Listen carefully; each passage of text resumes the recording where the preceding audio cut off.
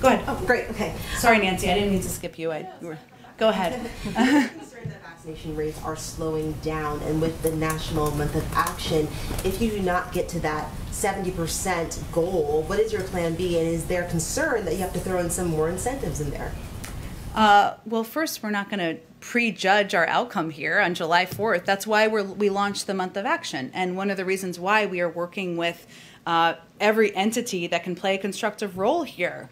Free beer, that seems to be very appealing to the public, it seems, by headlines. Krispy Kreme donuts, getting into raffles for flights, and a range of incentives that states are implementing. Many of them did not come from us, obviously, because we recognize that at this stage, and we always knew that the rate of vaccination would slow down, because we were at a period of time, we went through a period of time where there wasn't enough supply for the demand, and then we got to a period of time where we had more supply than the demand, and that's why we launched a $3 billion effort to do local engagement, working with community leaders, clergy, other trusted voices, doctors, pediatricians. But now we're at a 1 month, it reminds me a little bit of political campaigns where you are knocking on doors, you're making phone calls, you're incentivizing, all legal, of course, ways to get people to the polls. This is how can we get more shots in arms, and we've welcomed the engagement from a range of entities in the private sector to do exactly that.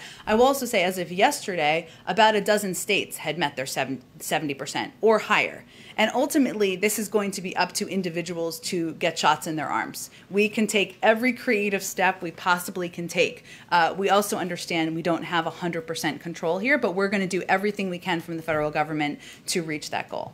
Create this initiative with shots in the shops within barber shops across the country. How are you going to work with other, I guess, communities, especially in the South, where there is a concern that those vaccination rates are going down?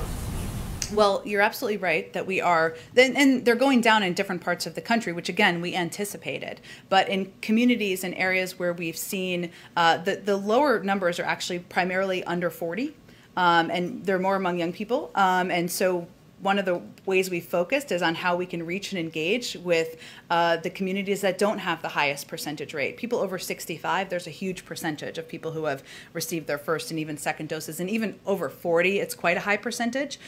So again, what we've learned from our data is that local engagement, working with trusted voices, maybe it's the primary care physician that somebody's been seeing for 20 years. Maybe it's local churches where they go every Sunday, or they go more than once a week. We're working at a very local level to do this, and also working through the private sector on kind of some of these engagements where it could incentivize some of the communities that have not, that don't have the as high of a percentage rate. And last question, does the president have an idea of when things will be quote unquote back to normal, especially with these ramping up of vaccine efforts? Well, we obviously are guided by CDC guidance, but what we've seen, and they've announced over the last several weeks, is that, if you're vaccinated, you don't have to wear a mask inside, outside.